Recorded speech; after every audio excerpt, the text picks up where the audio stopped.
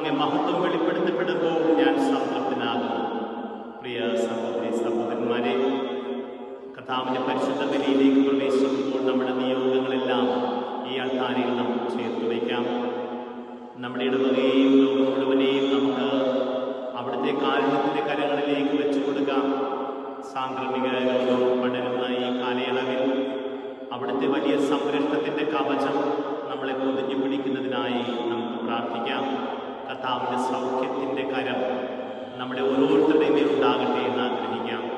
നിരവധിയായ നമ്മുടെ പാപങ്ങൾ ഓർക്കുകയും മനസ്തുതിക്കുകയും കർത്താവിനോടും സഹോദരനോടും മാപ്പും കാരുണ്യവും യാചിക്കുകയും ചെയ്യാം. സർവശക്തനായ ദൈവത്തോടും സഹോദരനെ നിങ്ങളോടും ഞാൻ ഏറ്റുപറയുന്നു. എന്തെന്നാൽ വിചാരത്താലും വാക്കാലും പ്രവൃത്തിയാലും ഉപേക്ഷയാലും ഞാൻ വളരെയേറെ പാപം ചെയ്തു പോയി. എൻ്റെ പിഴ എൻ്റെ വലിയ പിഴ. ആകയാൽ നിത്യകന്യകയായ പരിശുദ്ധ മറിയത്തോടും എല്ലാ മാലാഖമാരോടും വിശുദ്ധരോടും സഹോദരനെ നിങ്ങളോടും ഞാൻ അപേക്ഷിക്കുന്നു. എനിക്ക് വേണ്ടി നമ്മുടെ കർത്താവായ ദൈവത്തോട് പ്രാർത്ഥിക്കണമേ. സർവശക്തനായ ദൈവം കനിഞ്ഞ് പാപങ്ങൾ പുറത്ത് നമ്മളെ നിത്യജീവിതത്തിലേക്ക് നയിക്കുമാറാകട്ടെ.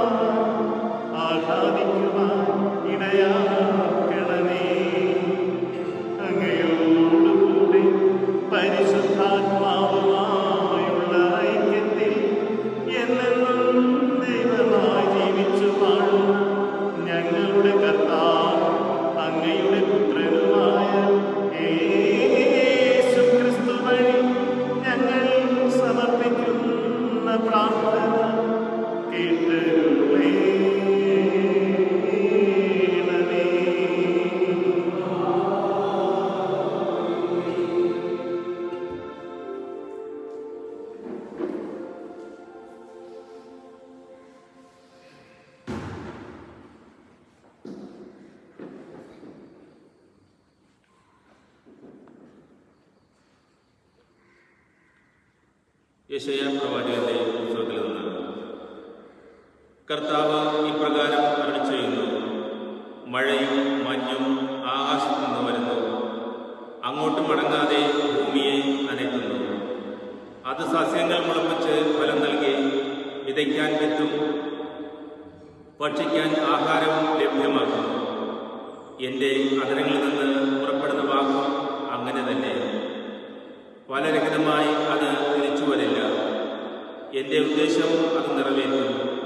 ഞാൻ ഏൽപ്പിക്കുന്ന കാര്യം വിജയപ്രദമായി ചെയ്യും. കർത്താവിൻ്റെ വചനം. വിത്ത് നല്ല നിലത്ത് വീണ് അത് വളർന്ന് 100 മേനി ഫലം പുറപ്പെടുവിച്ചു. വിത്ത് നല്ല നിലത്ത് വീണു, അത് വളർന്ന് 100 മേനി ഫലം പുറപ്പെടുവിച്ചു. അവിടുന്ന് ഭൂമിയെ സന്ദർശിച്ച് അതിനെ നനയ്ക്കുന്നു. അങ്ങതിനെ അത്യധികം ഫലപുഷ്ടമാക്കുന്നു. ദൈവത്തിൻ്റെ നദി നിറഞ്ഞൊഴുകുന്നു. അവിടുന്ന് ഭൂമിയെ ഒരുക്കി അവർക്ക് ധാന്യം നൽകുന്നു. വിത്ത് നല്ല നിലത്ത് വീണു, അത് വളർന്ന് 100 മേനി ഫലം പുറപ്പെടുവിച്ചു. അവിടുന്ന് അതിൻ്റെ ഉഴവുചാലുകളെ സമൃദ്ധമായി നനയ്ക്കുന്നു. കട്ടയുടച്ചു നിരത്തുകയും മഴ വർഷിച്ച് അതിനെ കുതിർക്കുകയും ചെയ്യുന്നു. അവിടുന്ന് അതിൻ്റെ മുളകളെ അനുഗ്രഹിക്കുന്നു. വിത്ത് നല്ല നിലത്ത് വീണ് അത് വളർന്ന് 100 മേനി ഫലം പുറപ്പെടുവിച്ചു. സംവത്സരത്തെ അവിടുന്ന് സമൃദ്ധി കൊണ്ട് മകുടം ചാർത്തുന്നു. അങ്ങയുടെ രഥത്തിന്റെ ചാലുകൾ പുഷ്ടിപൊഴിക്കുന്നു. മരുപ്രദേശത്തെ പുൽപ്പുറങ്ങൾ സമൃദ്ധി ചൊരിയുന്നു. കുന്നുകൾ സന്തോഷം അണിയുന്നു. വിത്ത് നല്ല നിലത്ത് വീണു, അത് വളർന്ന് 100 മേനി ഫലം പുറപ്പെടുവിച്ചു. മേച്ചിൽപ്പുറങ്ങൾ ആട്ടിൻകൂട്ടങ്ങളെ കൊണ്ട് ആവൃതമാകുന്നു. താഴ്വരകൾ ധാന്യം കൊണ്ട് മൂടിയിരിക്കുന്നു. സന്തോഷം കൊണ്ട് അവ ആർത്തു പാടുന്നു. വിത്ത് നല്ല നിലത്ത് വീണു, അത് വളർന്ന് 100 മേനി ഫലം പുറപ്പെടുവിച്ചു. വിശുദ്ധ പൗലോസ് അപ്പോസ്തലൻ റോമാക്കാർക്ക് എഴുതിയ ലേഖനത്തിൽ നിന്ന്. പ്രിയ സഹോദരരെ, നമുക്ക് വെളിപ്പെടാനിരിക്കുന്ന മഹത്വത്തോട് തുലനം ചെയ്യുമ്പോൾ ഇന്നത്തെ കഷ്ടതകൾ നിസ്സാരമാണെന്ന് ഞാൻ കരുതുന്നു. സൃഷ്ടപ്രപഞ്ചം ദൈവമക്കളുടെ വെളിപ്പെടുത്തലിനെ ആകാംക്ഷയോടെ കാത്തിരിക്കുന്നു. അത് വ്യർത്ഥതയ്ക്ക് അടിമപ്പെട്ടിരിക്കുന്നു. സ്വന്തം ഇഷ്ടത്താലല്ല, പ്രത്യാശ കൊടുത്ത് അതിനെ അധീനമാക്കിയവൻ്റെ അഭീഷ്ടപ്രകാരം സൃഷ്ടിജീർണതയുടെ അടിമത്തത്തിൽ നിന്ന് മോചിതരാവുകയും ദൈവമക്കളുടെ സ്വാതന്ത്ര്യം പ്രാപിക്കുകയും ചെയ്യും. സമസ്ത സൃഷ്ടികളും ഒന്നുചേർന്ന് ഇതുവരെയും ഈറ്റുനോവ് അനുഭവിക്കുകയും നെടുവേർപ്പെടുകയും ചെയ്യുന്നു എന്ന് നമുക്കറിയാം. സൃഷ്ടി മാത്രമല്ല, ആത്മാവിൻ്റെ ആദ്യഫലം ലഭിച്ചിരിക്കുന്ന നാമും നമ്മുടെ ശരീരങ്ങളുടെ വീണ്ടെടുപ്പാകുന്ന പുത്രലബ്ധി പ്രതീക്ഷിച്ചുകൊണ്ട് ആന്തരികമായി വിലപിക്കുന്നു. കർത്താവിൻ്റെ വചനം. Hallelujah, hallelujah. വിത്ത് ദൈവത്തിൻ്റെ വചനമാണ്. കർത്താവ് വിതക്കാരനും ആരതിനെ കണ്ടെത്തുന്നുവോ അവൻ നിത്യം നിലനിൽക്കും. ഹല്ലേലൂയ.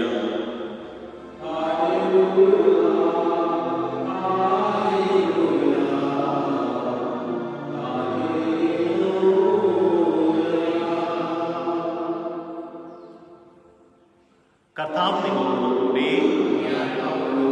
വിശുദ്ധ മത്തായി എഴുതിയ വിശുദ്ധ സുവിശേഷത്തിൽ നിന്നുള്ള വായന.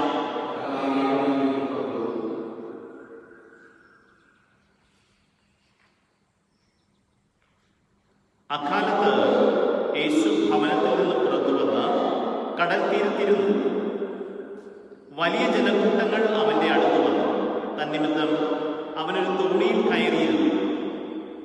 ജനക്കൂട്ടം മുഴുവൻ തീരത്ത് നിന്നു. അപ്പോൾ അവൻ വളരെ കാര്യങ്ങൾ ഉപമകൾ വഴി അവരോട് പറഞ്ഞു. വിതക്കാരൻ വിതയ്ക്കാൻ പുറപ്പെട്ടു. അവൻ വിതച്ചപ്പോൾ വിത്തുകളിൽ കുറെ വഴിയരികിൽ വീണു. പക്ഷികൾ വന്ന് അത് തിന്നു. ചിലത് മണ്ണ് അധികമില്ലാത്ത പാറമേൽ വീണു. മണ്ണിന് ആഴമില്ലാതിരുന്നതിനാൽ അത് പെട്ടെന്ന് മുളച്ചു പൊങ്ങി. സൂര്യൻ ഉദിച്ചപ്പോൾ അത് വെയിലേറ്റ് വാടുകയും വേരില്ലാതിരുന്നതിനാൽ കരിഞ്ഞു പോവുകയും ചെയ്തു. വേറെ ചിലത് മുൾച്ചെടികൾക്കിടയിൽ വീണു. മുൾച്ചെടികൾ വളർന്ന് അതിനെ ഞെരുക്കിക്കളഞ്ഞു. മറ്റു ചിലത് നല്ല നിലത്ത് വീണു. അത് 100 മേനിയും 60 മേനിയും 30 മേനിയും വിളവ് നൽകി. ചെവിയുള്ളവൻ കേൾക്കട്ടെ. അപ്പോൾ ശിഷ്യന്മാർ അടുത്തെത്തി അവനോട് ചോദിച്ചു, നീ അവരോട് ഉപമകൾ വഴി സംസാരിക്കുന്നത് എന്തുകൊണ്ട്? അവൻ മറുപടി പറഞ്ഞു, സ്വർഗരാജ്യത്തിന്റെ രഹസ്യങ്ങൾ അറിയാനുള്ള വരം ലഭിച്ചത് നിങ്ങൾക്കാണ്. അവർക്ക് അത് ലഭിച്ചിട്ടില്ല. ഉള്ളവന് നൽകപ്പെടും, അവന് സമൃദ്ധി ഉണ്ടാവുകയും ചെയ്യും. ഇല്ലാത്തവരിൽ നിന്ന് ഉള്ളതുപോലും എടുക്കപ്പെടും. അതുകൊണ്ടാണ് ഞാൻ അവരോട് ഉപമകൾ വഴി സംസാരിക്കുന്നത്. കാരണം അവർ കണ്ടിട്ടും കാണുന്നില്ല, കേട്ടിട്ടും കേൾക്കുന്നില്ല, ഗ്രഹിക്കുന്നുമില്ല. യേശയ്യായുടെ പ്രവചനം അവരിൽ പൂർത്തിയായിരിക്കുന്നു. നിങ്ങൾ തീർച്ചയായും കേൾക്കും, എന്നാൽ മനസ്സിലാക്കുകയില്ല. നിങ്ങൾ തീർച്ചയായും കാണും, എന്നാൽ ഗ്രഹിക്കുകയില്ല. അവർ കണ്ണുകൊണ്ട് കണ്ട്, കാതുകൊണ്ട് കേട്ട്, ഹൃദയം കൊണ്ട് മനസ്സിലാക്കി മാനസാന്തരപ്പെടുകയും ഞാൻ അവരെ സുഖപ്പെടുത്തുകയും അസാധ്യമാകുമാറ് ഈ ജനതയുടെ ഹൃദയം കഠിനമായി തീർന്നിരിക്കുന്നു. ചെവിയുടെ കേൾവി മന്ദീഭവിച്ചിരിക്കുന്നു. കണ്ണ് അവർ അടച്ചു കളഞ്ഞിരിക്കുന്നു. നിങ്ങളുടെ കണ്ണുകൾ ഭാഗ്യമുള്ളവർ, എൻ്റെ നനവ് കാണുന്നു. നിങ്ങളുടെ കാതുകൾ ഭാഗ്യമുള്ളവർ, എൻ്റെ നനവ് കേൾക്കുന്നു. സത്യമായി ഞാൻ നിങ്ങളോട് പറയുന്നു, അനേകം പ്രവാചകന്മാരും നീതിമാന്മാരും നിങ്ങൾ കാണുന്നവ കാണാൻ ആഗ്രഹിച്ചു, എങ്കിലും കണ്ടില്ല. നിങ്ങൾ കേൾക്കുന്നവ കേൾക്കാൻ ആഗ്രഹിച്ചു, എങ്കിലും കേട്ടില്ല. അതിനാൽ വിലക്കാരന്റെ ഉപമ നിങ്ങൾ കേട്ടുകൊള്ളുവിൻ. രാജ്യത്തിന്റെ വചനം കേട്ടിട്ട് മനസ്സിലാകാതിരിക്കുന്നവരിൽ നിന്ന് അവന്റെ ഹൃദയത്തിൽ വിതയ്ക്കപ്പെട്ടത് ദുഷ്ടൻ വന്ന് അപഹരിക്കുന്നു. ഇതാണ് വഴിയരികിൽ വീണ വിത്ത്. വചനം കേട്ടിട്ട് ഉടനെ സസന്തോഷം സ്വീകരിക്കുകയും തന്നിൽ വേരില്ലാത്തതിനാൽ അല്പനേരം മാത്രം നിലനിന്നിട്ട് വചനത്തെ പ്രതി ക്ലേശവും പീഡയും ഉണ്ടാകുന്നു തൽക്ഷണം വീണുപോവുകയും ചെയ്തവരാണ് പാറമേൽ വീണ വിത്ത്. ഒരുവൻ വചനം ശ്രമിക്കുന്നു, എന്നാൽ ലൗകിക വികൃതയും ധനത്തിന്റെ ആകർഷണവും വചനത്തെ ഞെരുക്കുകയും അത് ഫലശൂന്യമാക്കുകയും ചെയ്യുന്നു. ഇവനാണ് മുള്ളുകളുടെ ഇടയിൽ വീണ വിത്ത്. വചനം കേട്ട് ഗ്രഹിക്കുന്നവനാണ് നല്ല നിലത്ത് വീണ വിത്ത്. അവൻ 100 മേനിയും 60 മേനിയും 30 മേനിയും ഫലം പുറപ്പെടുവിക്കുന്നു. കർത്താവിന്റെ സുവിശേഷം. വിശേഷവാത്സല്യമുള്ള സഹോദരി സഹോദരന്മാരെ, കർത്താവിന്റെ പരിശുദ്ധ ബലിയിൽ പങ്കുകൊള്ളുമ്പോൾ ഇന്ന് ദൈവവചനത്തെക്കുറിച്ചാണ് നമ്മളെ ഈശോ മനോഹരമായ ഉപമയിലൂടെ പഠിപ്പിക്കുന്നത്. സുവിശേഷത്തിൽ തമ്പുരാൻ നമ്മളെ ഓർമ്മിപ്പിക്കുകയാണ്, ദൈവരാജ്യത്തിൻ്റെ രഹസ്യങ്ങൾ അറിയുവാൻ ഭാഗ്യം ലഭിച്ചത് നിങ്ങൾക്കാണ്. അപ്പോൾ ഈ ഉപമ ഇന്ന് നമ്മളോട് പറയുമ്പോൾ ഒരു മഹാഭാഗ്യം നമുക്ക് ലഭിച്ചിരിക്കുന്നു. ആർക്കാണ് അത് ലഭിക്കാഞ്ഞത്? ഇത് നിരന്തരം കേട്ട ഒരു ജനതയുണ്ടായി, അത്ഭുതങ്ങളും അടയാളങ്ങളും കണ്ട ഒരു ജനതയുണ്ടായി. യെശയ്യാ പ്രവാചകൻ അവരോട് പറഞ്ഞു, നിങ്ങൾ കണ്ടിട്ടും കാണുന്നില്ല, കേട്ടിട്ടും കേൾക്കുന്നില്ല. നിരന്തരം ദൈവവചനം ഇങ്ങനെ വന്ന് വീണുകൊണ്ടിരുന്ന ഒരു ജനത ആ ദൈവവചനത്തിനെതിരെ കണ്ണും കാതും പൊട്ടിയടച്ചപ്പോൾ പിന്നെ ദൈവം അവരോട് മിണ്ടാതായി. പറയണ, നിങ്ങളോട് പറഞ്ഞിട്ട് കാര്യമില്ല, ദൈവം പോലും മടുപ്പ് കാണിച്ചു എന്ന്. അതൊരു അതിശയോക്തിപരമായ ഒരു രീതിയാണ്. പക്ഷേ അത്രയേറെ അന്ധതയും വ്യതിരതയും മനുഷ്യനിൽ വ്യാപിച്ചു എന്ന് പ്രവാചകനായ യേശയ്യാ ഓർമ്മിപ്പിക്കുകയാണ്. ഈശോ ഈ വചനഭാഗം എടുത്ത് കോട്ട് ചെയ്യുന്നുണ്ട്. ഇന്ന് നമ്മളത് കേട്ടു. എന്നിട്ട് പറയുകയാണ്, അവർക്കിനി കാണാൻ പറ്റത്തില്ല, അവർക്കിനി കേൾക്കാൻ പറ്റത്തില്ല, അവർക്കിനി മനസ്സ് തിരിയാൻ പറ്റത്തില്ല. അപ്പോസ്തലനായ പൗലോസ് കൊറിന്ത്യർക്ക് എഴുതുമ്പോൾ 2 ലേഖനം 4:4 ഇങ്ങനെയാണ് പറയുന്നത്, ഇതാ ലോകത്തിൻ്റെ ദേവൻ അവരുടെ കണ്ണുകൾ അന്ധമാക്കി കളഞ്ഞു. എൻ്റെ പ്രിയമുള്ളവരെ, ദൈവത്തിൻ്റെ വചനത്തിൽ എല്ലാം ഉണ്ട്.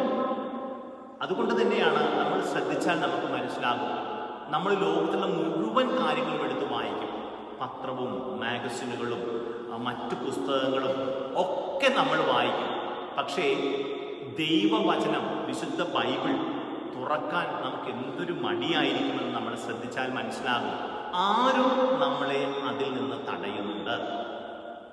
ഏതോ ഒരു അദൃശ്യ ശക്തി നമ്മളെ ദൈവവചനം വായിക്കുന്നതിലും പഠിക്കുന്നതിലും നിന്ന് തടയുന്നുണ്ട് എന്നുള്ളത് വളരെ വ്യക്തമാണ്. കാരണം അതിൽ മാത്രമാണ് ഡെലിവറൻസ്, വിമോചനമുള്ളത്. നമ്മൾ ലോകത്തിൽ എഴുതപ്പെട്ട അനേക കോടിക്കണക്കിന് പുസ്തകങ്ങൾ വായിച്ചിട്ട്, പത്രമാധ്യമങ്ങൾ വായിച്ചിട്ട് മനുഷ്യർ മാനസാന്തരപ്പെട്ടതായോ മാറി മറിഞ്ഞതായോ ജീവിതം പുതുതായി തീർന്നതായോ ചരിത്രത്തിൽ നമ്മൾ കേട്ടിട്ടില്ല, കേൾക്കുകയുമില്ല. എന്നാൽ ദൈവവചനം വായിച്ചവന്റെ ജീവിതം അടിമുടി മാറിപ്പോകുന്നത് നമ്മൾ കണ്ടിട്ടുണ്ട്. അപ്പോൾ എന്തെങ്കിലും മാറ്റം ജീവിതത്തിൽ ഉണ്ടാകണമോ, ഈ പുസ്തകം തുറന്ന് വായിക്കുക തന്നെ വേണം. എല്ലാ തിന്മകളെയും എല്ലാ രോഗങ്ങളെയും ചെറുക്കുവാൻ നമുക്ക് നൽകപ്പെട്ട ദൈവത്തിൻ്റെ വചനം നമുക്ക് ഓർക്കാം. മത്തായിയുടെ സുവിശേഷത്തിൽ 4-ാം അധ്യായത്തിൽ പ്രലോഭകൻ ഈശോ എടുത്ത് വരുമ്പോൾ ഈശോ എന്താണ് ചെയ്തത്? ഈശോ നേരെ അവനോട് തർക്കിക്കാനൊന്നും പോയില്ല, വചനം ഇങ്ങോട്ട് എടുത്തു. പിശാച് പറഞ്ഞു, നീ കല്ലുകളോട് അപ്പമാകാൻ പറയുക, നിനക്കിപ്പോൾ നല്ല വിശപ്പല്ലേ? അപ്പോൾ ഈശോ പറയും, മനുഷ്യൻ അപ്പം കൊണ്ട് മാത്രമല്ല ജീവിക്കുന്നത്, ദൈവത്തിൻ്റെ നാവിൽ നിന്ന് പൊഴിയുന്ന ഓരോ വചനങ്ങൾ കൊണ്ടാണ് എന്ന് പറഞ്ഞ് നിയമാവർത്തന പുസ്തകത്തിൽ നിന്ന് ഒരു വാള് ഊരിയെടുക്കുകയാണ് ഈശോ. വചനത്തെ വാളെന്നാണ് സുവിശേഷം നമ്മളെ പഠിപ്പിക്കുന്നത്. ഇരുതലവാളിനെ വെല്ലുന്ന മൂർച്ചയുള്ളതാണ് എന്ന് ഹെബ്രായ ലേഖനം 4:12 പറയുമ്പോൾ, എഫേസ്യർ എഴുതിയ ലേഖനം 6:17 നമ്മളെ പറയും, ദൈവവചനമാകുന്ന വാളെടുക്കുക. അപ്പോൾ അത്രയേറെ കരുത്താണ്. തിന്മയെ തകർക്കാൻ, ആക്രമിക്കാൻ നമുക്ക് ഒരേ ഒരു ആയുധം മാത്രമേ ഉള്ളൂ. എല്ലാം ഉണ്ട് സ്നേഹമുള്ളവരെയും വചനത്തിൽ. അതുകൊണ്ട് ദൈവവചനത്തെ ഈ കാലഘട്ടങ്ങളിൽ ആർത്തിയോടെ, ഇപ്പം നമ്മൾ കോവിഡ് ഭീതിയിലാണ്. നമ്മുടെ നാട്ടിലും ഈ രോഗപീഠ വളരെ അടുത്ത് എത്തിക്കഴിഞ്ഞു. നമ്മളിൽ നിന്ന് വളരെ അകന്നിരുന്നു എന്ന് നമ്മൾ വിചാരിച്ച ഈ രോഗപീഠ നമ്മുടെ ചുറ്റുവട്ടങ്ങളിൽ വളരെ കരുതലോടെ ഇരിക്കുമ്പോൾ ദൈവവചനത്തിൽ നമുക്ക് ആശ്രയിക്കാം. ദൈവവചനം പറഞ്ഞ് നമുക്ക് ഈ രോഗത്തെ ചെറുക്കാം. കർത്താവിൻ്റെ വചനത്തിൻ്റെ കരുത്ത് വെളിപ്പെടും. നമ്മൾ ഈ വചനം പറഞ്ഞ് എത്രയോ വചനങ്ങൾ രോഗപീഠകൾക്കെതിരായിട്ട് ഈ വിശുദ്ധ ഗ്രന്ഥത്തിലുണ്ടെന്നറിയാം. ഞാൻ നിന്നെ സുഖപ്പെടുത്തുന്ന കർത്താവാണ്. ആ വചനം പുറപ്പാടിൻ്റെ 15:26 പറയുകയാണ്. ഇതാ, അവൻ്റെ അടിപ്പിണരാൽ നമ്മൾ സൗഖ്യപ്പെട്ടു. പത്രോസിൻ്റെ 2-ാം ലേഖനത്തിലും 1-ാം ലേഖനത്തിലെ 2-ാം അധ്യായം 24-ാമത്തെ വചനം പറയാം. ഇത് ഞാൻ നിന്നെ സുഖപ്പെടുത്തും, ഞാൻ നിന്റെ മുറിവുകൾ വെച്ചു കെട്ടും എന്ന ജെറമയുടെ 30:17 പറഞ്ഞ് ശീലിക്കാം. ഒരു ബാധയും നിന്റെ കൂടാരത്തെ സമീപിക്കും. നമ്മുടെ കൂടാരത്തിലേക്ക്, നമ്മുടെ കുടുംബത്തിലേക്ക്, നമ്മളാകുന്ന കൂടാരത്തിലേക്ക് ഒരു ബാധയും കടന്നു വരില്ല. സങ്കീർത്തനം 91:10 പറഞ്ഞ് ബന്ധിച്ച് പ്രാർത്ഥിച്ചാൽ നിനക്കെതിരെ ഒരുക്കി വെച്ച യാതൊരു ആയുധവും ഫലിക്കയില്ലെന്ന യേശയ്യാ പ്രവചനം 57:14 പറഞ്ഞ് ബന്ധിച്ച് പ്രാർത്ഥിച്ചാൽ ഒരു ബാധയും നമ്മുടെ കുടുംബത്തിൻ്റെ നേരെ, നമ്മുടെ വ്യക്തി ജീവിതത്തിന് നേരെ വരില്ല. അപ്പോൾ ഏത് ജീവിതാവസ്ഥയിലും കർത്താവിൻ്റെ വചനം സംവദിക്കും. ഇത് ജീവനുള്ളതാണ്. ഇത് പത്രത്തിൽ വായിക്കുന്ന ഒരു വരി പോലെയല്ല, ഒരു മോട്ടിവേഷൻ ക്ലാസ് നൽകുന്ന ഒരു പുസ്തകത്തിൽ വായിക്കുന്ന വരി പോലെയല്ല. ഇത് കർത്താവിൻ്റെ വചനമാണ്. ഇത് എഴുന്നേറ്റ് നിൽക്കും. ജീവദായകം, സജീവം, ഊർജ്ജസ്വലം, പറയുന്നത് നിവർത്തിതമാകും. ജെറമയുടെ 1:12 പറയുകയാണ്, എൻ്റെ വചനം നിവർത്തിതമാകുന്നതിന് ഞാൻ നോക്കിപ്പാർത്തിരിക്കുന്നു. കർത്താവ് പറയാണ്, ഈ വചനം, ദൈവവചനം, അതാണ് വിത്ത്. അത് നമ്മളാകുന്ന വിശ്വാസമുള്ള നിലങ്ങളിൽ വീഴണം. എൻ്റെ പ്രിയമുള്ളവരെ, നമ്മളെ ഈ നിലം നമുക്ക് ഈ കർത്താവിൻ്റെ വചനം പറയുന്നത് സംഭവിക്കും എന്നുള്ള ആ വലിയ സത്യത്തെ ഉൾക്കൊള്ളാനുള്ള ഒരു ആന്തരിക തുറവി ദൈവത്തിൻ്റെ പരിശുദ്ധാത്മാവ് നമുക്ക് തരണം. ആത്മാവായ ദൈവം നൽകുന്നതിൽ നൽകപ്പെടുകയില്ല. ഒരു വലിയ കൃപയാണ്. നമുക്കതുകൊണ്ട് ഒത്തിരി സ്നേഹത്തോടെ ഈ ബലിയിൽ നമുക്ക് കർത്താവിനോട് ചോദിക്കാം, ദൈവമേ, നിൻ്റെ വചനത്തെ സ്നേഹിക്കാൻ, നിൻ്റെ വചനത്തെ പ്രാപിക്കാൻ, നിൻ്റെ വചനവുമായിട്ട് പ്രണയത്തിലാകാൻ ഞങ്ങൾക്ക് അഭിഷേകം തരണമേ. വചനം മാത്രം ഞങ്ങൾക്ക് അതിനോട് സ്നേഹവും ആദരവും ബഹുമാനവും ഒക്കെ തന്ന് ഞങ്ങളെ കൃപയോടെ ഈ ദിവസം അനുഗ്രഹിക്കണമേ എന്ന് കർത്താവിനോട് നമുക്ക് പ്രാർത്ഥിക്കാം.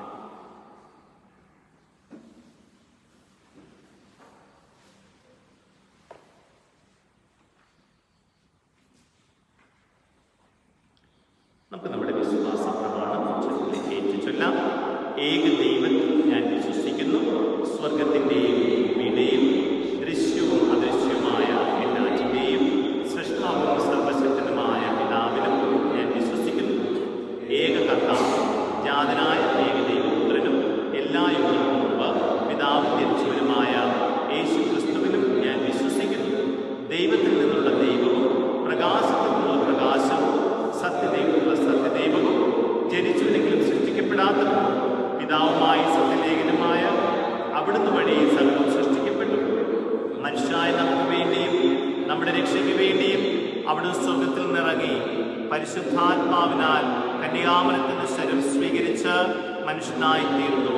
പോന്തിയോസ് പിലാത്തോസിന്റെ കാലത്ത് നമുക്ക് വേണ്ടി ക്രൂശിക്കപ്പെട്ട് പീഡകൾ സഹിച്ച് മരിച്ച് അടക്കപ്പെട്ട് വിശുദ്ധലിഖിതങ്ങൾ അനുസരിച്ച് മൂന്നാം ദിവസം ഉയർത്തുകയും സ്വർഗത്തിലേക്ക് ആരോപണം ചെയ്യുകയും പിതാവിന്റെ വലതുഭാഗത്തിരിക്കുകയും ചെയ്യുന്നു. ജീവിക്കുന്നവരെയും മരിച്ചവരെയും വിധിക്കാൻ അവിടുന്ന് മഹത്വത്തോടെ വീണ്ടും വരും. അവിടുത്തെ രാജ്യത്തിന് അവസാനം ഉണ്ടാവുകയുമില്ല. കർത്താവും ജീവദാതാവും പിതാവിനോട് പുറപ്പെടുന്നവനും പിതാവിനോട് പുത്രനോടുമൊപ്പം ആരാധിക്കപ്പെടുന്നവനും സ്തുതിക്കപ്പെടുന്നവനും പ്രവാചകന്മാർക്ക് സംസാരിച്ചവനുമായ പരിശുദ്ധാത്മാവിലും ഞാൻ വിശ്വസിക്കുന്നു. ഏകവും വിശുദ്ധവും സാർവത്രികവും അപ്പസ്തോലികമായ സഭയിലും ഞാൻ വിശ്വസിക്കുന്നു. പാപങ്ങളുടെ മോചനത്തിനായുള്ള ഏക ജ്ഞാനസ്നാനം ഞാൻ ഏറ്റുപറയുകയും മരിച്ചവരുടെ ഉയർപ്പും വരാനിരിക്കുന്ന ജീവിതവും ഞാൻ പ്രതീക്ഷിക്കുകയും ചെയ്യുന്നു. ആമേൻ. പ്രിയമുള്ളവരെ, കർത്താവിൻ്റെ തിരുനാമത്തിൽ ഒരുമിച്ച് കൂടിയിരിക്കുന്ന നമുക്ക് അവിടുത്തെ നിരവധി നന്മകൾ അനുസ്മരിച്ച് നമ്മുടെ ആവശ്യങ്ങൾ സമർപ്പിക്കാം. നല്ല ദൈവമേ, ഈ നിമിഷം ലോകം മുഴുവനെയും ഞങ്ങളോട് പ്രാർത്ഥിക്കുന്നു. കോവിഡ് രോഗബാധിതരായ എല്ലാ മക്കളിലേക്കും സൗഖ്യമാകണമേ. ഞങ്ങളെ ഭയപ്പെടുത്തുന്ന ഈ രോഗപീഠയെ ഞങ്ങളുടെ നാട്ടിൽ പ്രബലപ്പെടാതെ അവിടുന്ന് കാക്കണമേ. ഞങ്ങളെ ഓരോരുത്തരെയും അവിടുത്തെ പരിശുദ്ധ സ്നേഹത്തിൽ പൊതിയണമേ എന്ന് അങ്ങയുടെ സ്നേഹത്തോടെ പ്രാർത്ഥിക്കുന്നു. കർത്താവായ ദൈവമേ, ഞങ്ങളുടെ തൊഴിൽ മേഖലകളെ അവിടുന്ന് സമർത്ഥമാക്കണമേ. എല്ലാ തടസ്സങ്ങളെയും അവിടുന്ന് നീക്കിത്തരണമേ. കർത്താവേ, ഈ കാലയളവിൽ പ്രത്യേകമായി വചനത്തോടുള്ള ദാഹം ഞങ്ങൾക്ക് തരണമേ. വചനം വായിക്കുവാനും പഠിക്കുവാനും ഏറ്റുപറഞ്ഞ് വിശ്വാസത്തിൽ ദൃഢപ്പെടുവാനും ഞങ്ങൾക്ക് അഭിഷേകം തരണമേ. നല്ല ദൈവമേ, ഞങ്ങളുടെ കുടുംബങ്ങളെ സമർപ്പിച്ച് പ്രാർത്ഥിക്കുന്നു. അവിടുത്തെ പദ്ധതി ഞങ്ങളുടെ കുടുംബത്തിൽ പരിപൂർത്തിയാവുകയും തിന്മകളുടെ അന്ധകാര ശക്തികൾ ഞങ്ങളിൽ നിന്ന് അകന്നു പോകുവാൻ അവിടുന്ന് അനുഗ്രഹിക്കുകയും ചെയ്യണമേ. നമ്മുടെ വ്യക്തിപരമായ എല്ലാ ആവശ്യങ്ങളെയും മൗനമായി തമ്പുരാന്റെ സന്നിധിയിലേക്ക് നമുക്കിപ്പോൾ ഈ ആൾക്കാരയിലേക്ക് കൊണ്ടുവരാം.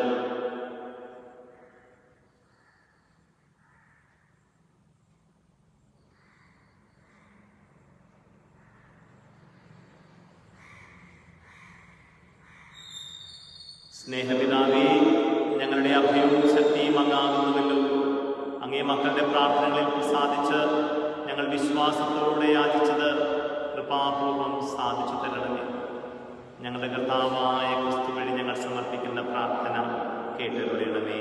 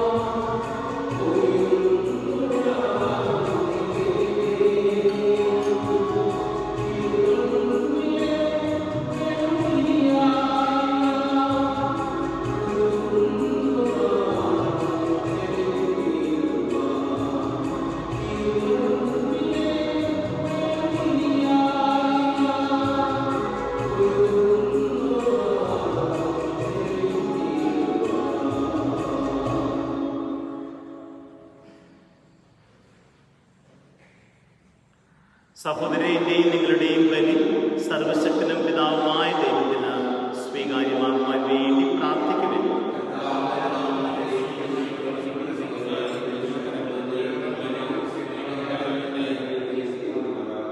കർത്താവേ, കീഴപേക്ഷിക്കുന്ന സഭയുടെ കാണിക്കകൾ കടാക്ഷിക്കുകയും അവയുടെ സ്വീകരണം വിശ്വാസികളുടെ വിശുദ്ധീകരണത്തിന്റെ വർധനയ്ക്ക് ഇടയാക്കുകയും ചെയ്യട്ടെ.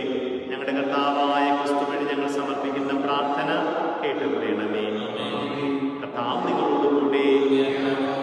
ഹൃദയങ്ങൾ ഉയർത്തുവിൻ. നമ്മുടെ കർത്താവായ ദൈവത്തിന് നന്ദി പ്രകാശിപ്പിക്കാം. കർത്താവേ, പരിശുദ്ധനായ പിതാവേ, സർവശക്തനും നിത്യനുമായ ദൈവമേ, എങ്ങും എപ്പോഴും അങ്ങേക്ക് ഞങ്ങൾ കൃതജ്ഞത അർപ്പിക്കുന്നത് യഥാർത്ഥത്തിൽ ഉചിതവും ന്യായവും യോഗ്യവും രക്ഷാകരവുമാണല്ലോ. അവിടുന്ന് ലോകത്തിലെ എല്ലാ വസ്തുക്കളും നിർമ്മിക്കുകയും കാലങ്ങളുടെ വിവിധ മാറ്റങ്ങൾ ക്രമപ്പെടുത്തുകയും ചെയ്തു. അങ്ങേ ഛായയിൽ മനുഷ്യനെ സൃഷ്ടിക്കുകയും സർവ അത്ഭുത പ്രതിഭാസങ്ങളും അവന് അധീനമാക്കുകയും ചെയ്തു. അങ്ങനെ അങ്ങ് സൃഷ്ടിച്ച എല്ലാറ്റിൻ്റെയും മേൽ അവൻ ഭരണം നടത്തുകയും അങ്ങേ വിസ്മരണീയമായ പ്രവൃത്തികളിൽ ഞങ്ങളുടെ കർത്താവായ ക്രിസ്തു വഴി അങ്ങേ നിരന്തരം പ്രകീർത്തിക്കുകയും ചെയ്യുന്നു. ആകയാൽ ഞങ്ങളും എല്ലാ മാലാഖമാരുമൊപ്പം അങ്ങേ സ്തുതിച്ചുകൊണ്ട് ആഹ്ലാദപൂർവകമായ ആഘോഷത്തോടെ ആലപിക്കുന്നു.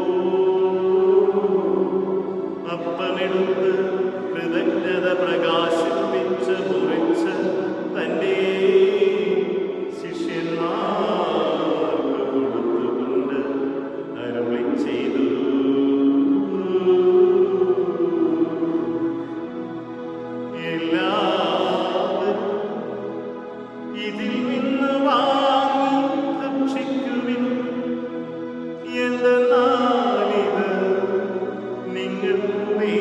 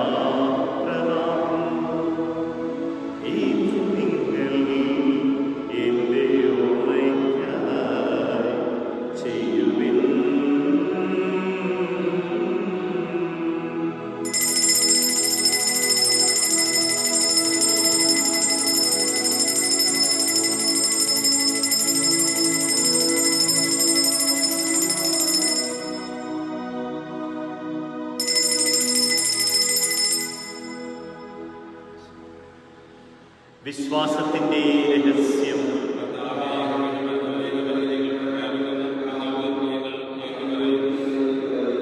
ആകയാൽ കർത്താവേ, അവിടുത്തെ മരണവും ഉയർപ്പും ഓർത്തുകൊണ്ട് അങ്ങേ തിരുമുൻപിൽ നിൽക്കുന്നതിനും അങ്ങയെ പരിചരിക്കുന്നതിനും അർഹരാക്കി തീർത്തതിനും ഞങ്ങൾ നന്ദി പറഞ്ഞുകൊണ്ട് ജീവന്റെ അപ്പവും രക്ഷയുടെ പാനപാത്രവും ഞങ്ങൾ അങ്ങയെ കർപ്പിക്കുന്നു. ക്രിസ്തുവിൻ്റെ ശരീരത്തിലും രക്തത്തിലും പങ്കുചേരുന്ന ഞങ്ങളെ പരിശുദ്ധാത്മാവിൽ ഒന്നായി ചേർക്കണമേ എന്ന് താഴ്മയോടെ ഞങ്ങൾ അപേക്ഷിക്കുന്നു. കർത്താവേ, ലോകമെങ്ങും വ്യാപിച്ചു കിടക്കുന്ന സഭയെ ഓർക്കണമേ. ഞങ്ങളുടെ ഫ്രാൻസിസ് പാപ്പയോടും ഞങ്ങളുടെ രൂപനധ്യക്ഷനായ ജെയിംസ് മെത്രാനോടും വൈദിക ഗണത്തോടുമൊത്ത് സഭയെ അങ്ങ് സ്നേഹത്തിൻ്റെ പൂർണ്ണതയിലെത്തിക്കണമേ. ഉയർപ്പിന്റെ പ്രത്യാശയോടെ നിദ്രകൊള്ളുന്ന ഞങ്ങളുടെ സഹോദരങ്ങളെയും അങ്ങേ കാരുണ്യത്തിൽ മരണമടഞ്ഞ സകലരെയും അങ്ങോർക്കുകയും അങ്ങേ മുഖത്തിന്റെ പ്രകാശത്തിലേക്ക് അവരെ സ്വീകരിക്കുകയും ചെയ്യണം. ഞങ്ങളെല്ലാവരും കനിയണമേ എന്ന് ഞങ്ങൾ പ്രാർത്ഥിക്കുന്നു. അങ്ങനെ ദൈവമാതാവായ പരിശുദ്ധ കന്യക മറിയത്തോടും ആ കന്യകയുടെ ഭർത്താവായ ഭാഗ്യപ്പെട്ട ഔസേപ്പിനോടും അനുഗ്രഹീതരായ അപ്പോസ്തലന്മാരോടും കാലാകാലങ്ങളിൽ അങ്ങേ പ്രസാദിപ്പിച്ച സകല വിശുദ്ധരോടുമൊത്ത് നിത്യജീവനിൽ പങ്കുചേരുവാൻ ഞങ്ങളെ അർഹരാക്കുകയും അങ്ങേ പുത്രനായ യേശുക്രിസ്തു വഴി ഞങ്ങൾ അങ്ങേ സ്തുതിക്കുകയും മഹത്വപ്പെടുത്തുകയും ചെയ്യുമാറാകട്ടെ.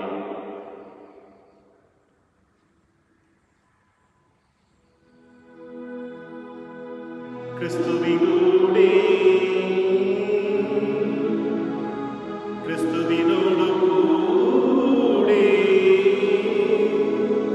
ക്രിസ്തുവിൽ തന്നെ സർവശക്തനായ ദൈവവും പിതാവുമായ അങ്ങേക്ക് പരിശുദ്ധാത്മാവുമായുള്ള ഐക്യത്തിൽ എല്ലാ ബഹുമതിയും മഹത്വവും എന്നും എന്നേക്കും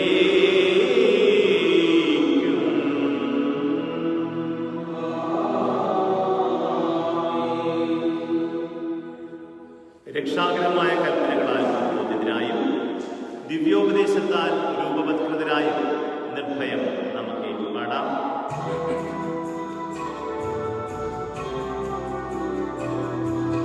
സ്വർഗ്ഗത്തിൽ വാഴും ഞങ്ങളുടെ കർത്താവേ, നിൻ നാമം പൂജിതമായി വരൂ. വരണം നിൻ രാജ്യം സ്വർഗ്ഗത്തിലേക്കും നിന്നുള്ള കാര്യവുമായി വേണം. അന്നന്നു വേണ്ടുന്നൊരാഹാരമെന്നും ഞങ്ങൾക്കു നൽകുമാറായി വേണം. അന്യതൻ ദ്രോഹം ഞങ്ങൾ ക്ഷമിക്കുമ്പോൾ ഞങ്ങളുടെ ദ്രോഹവും നീ ക്ഷമിക്കാം. പാപപരീക്ഷയിൽ ഉൾപ്പെടുത്താതെ തിന്മയിൽ നിന്നു നീ കാത്തിടേണം. കർത്താവേ, എല്ലാ തിന്മകളിൽ നിന്നും ഞങ്ങളെ മോചിപ്പിക്കണമേ. ഞങ്ങളുടെ ദിനങ്ങളിൽ സമാധാനം കനിവാർന്നു നൽകണമേ. അനുഗ്രഹപൂർണമായ പ്രത്യാശയും ഞങ്ങളുടെ രക്ഷകനായ യേശുക്രിസ്തുവിന്റെ ആഗമനവും പ്രതീക്ഷിച്ചുകൊണ്ട് അങ്ങേ കരുണയുടെ സഹായത്തിൽ ശക്തി പ്രാപിച്ച് ഞങ്ങളെപ്പോഴും പാപത്തിൽ നിന്ന് മോചിതരാവുകയും എല്ലാ വിപത്തുകളിൽ നിന്ന് സുരക്ഷിതരാവുകയും ചെയ്യുമാറാകട്ടെ. സമാധാനം ഞാൻ നിങ്ങൾക്ക് നൽകുന്നു, എൻ്റെ സമാധാനം നിങ്ങൾക്ക് ഞാൻ തരുന്നുവെന്ന് അങ്ങേ അപ്പോസ്തലന്മാരോട് അരുളി ചെയ്ത കർത്താവായ യേശുക്രിസ്തുവേ, ഞങ്ങളുടെ പാപങ്ങളല്ല പിന്നെയോ അങ്ങേ സഭയുടെ വിശ്വാസം തൃക്കൺ പാർത്ത് അങ്ങേ തിരുവുള്ളമനുസരിച്ച് സഭയ്ക്ക് സമാധാനവും ഐക്യവും നൽകുവാൻ കഴിയണമേ. എന്നെന്നും ജീവിക്കുകയും വാഴുകയും ചെയ്യുന്ന അങ്ങ് ഈ പ്രാർത്ഥന കേട്ടുപറയണമേ. അവന്റെ സമാധാനം നിങ്ങളോടുകൂടെ എപ്പോഴും ഉണ്ടായിരിക്കട്ടെ. നിങ്ങൾ പരസ്പരം സമാധാനം ആശംസിക്കുമേ.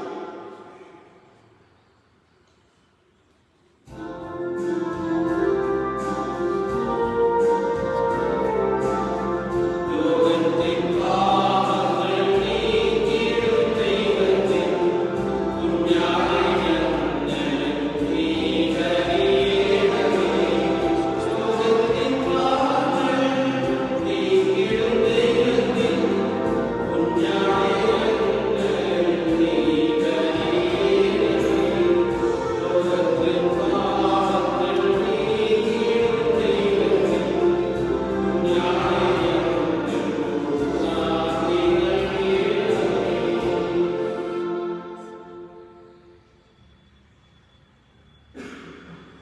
ഇതാ ദൈവത്തിൻ്റെ കുഞ്ഞാട്, ഇതാ ലോകത്തിൻ്റെ പാപങ്ങൾ നീക്കുന്നവൻ.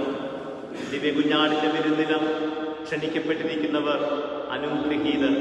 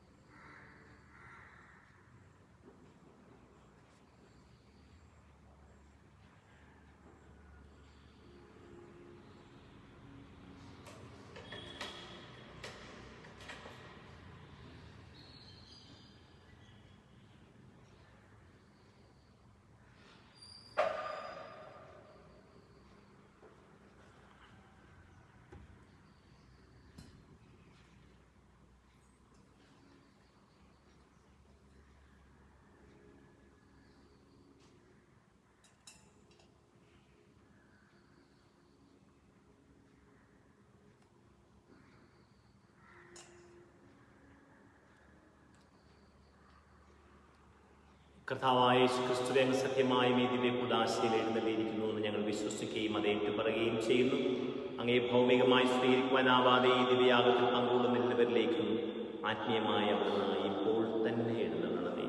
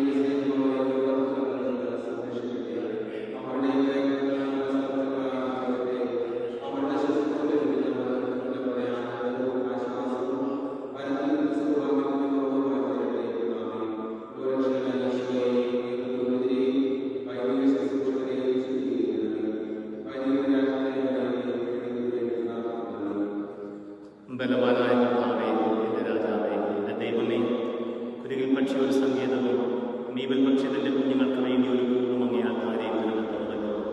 എന്നേക്കും അങ്ങേ സ്തുതിച്ചുകൊണ്ട് അങ്ങേ ഭവനത്തിൽ വസിക്കുന്നവർ ഭാഗ്യവാന്മാർ. നമുക്ക് പ്രാർത്ഥിക്കാം. കർത്താവേ, ഈ ദാനങ്ങൾ സ്വീകരിച്ചുകൊണ്ട് ഞങ്ങൾ പ്രാർത്ഥിക്കുന്നു. ദിവ്യരഹസ്യത്തിലുള്ള പങ്കാളിത്തത്തോടൊപ്പം ഞങ്ങളുടെ രക്ഷയുടെ ഫലവും വർദ്ധമാനമാകട്ടെ.